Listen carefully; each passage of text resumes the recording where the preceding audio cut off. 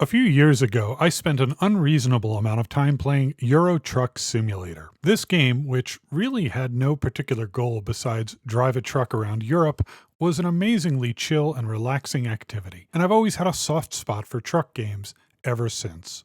Logistical is a chill strategy puzzle game built around the idea of routing trucks to different industries and towns, and trying to satisfy the needs of the towns to proceed. Although it's a very different game from Euro Truck Simulator, it does have that relaxing chill vibe in spades. And so if you're looking for something that meets that description, you should try it out, especially if you want something with gentle yet amusing truck sounds.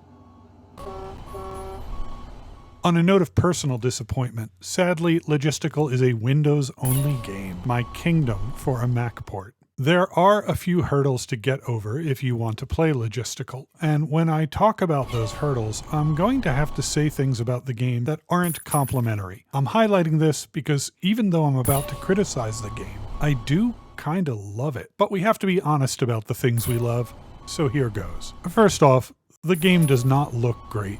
The UI is busy and unpolished. The scale of the maps means that often you're looking at a display with hundreds or even thousands of clickable targets on it. And while the graphical design has a consistent style, it's not really a memorable style.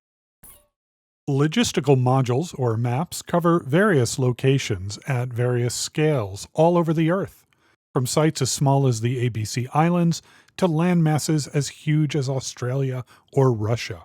There are, by my count, over 39 different modules spread across several different games. This is great because it means you can choose the level of complexity you want, but it's also bad because you're given a bewildering set of options. To make matters worse, there are at least 4 different launchers for the game, and different countries can only be accessed through different launchers. Fortunately, the game gives you an indication of which launcher you need on the start page. Lastly, and this isn't bad, it's just something to be aware of, the game mechanics between the modules can change dramatically. The first Logistical games are all about completing towns by building up industries.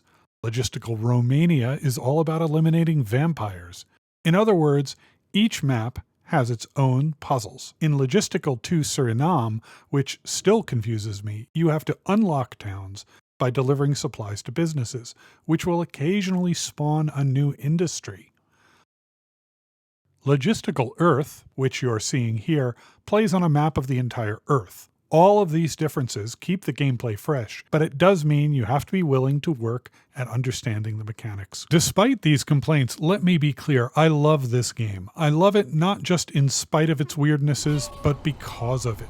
Like its spiritual cousin Dwarf Fortress, Logistical is not a committee project, but the product of one developer, one vision. I love that weird games exist, and what they lack in polish, they sometimes make up for in uniqueness. I don't know if you'll love Logistical or hate it, but one thing I know for sure, you've never played anything quite like it. Thanks for watching, and see you next time.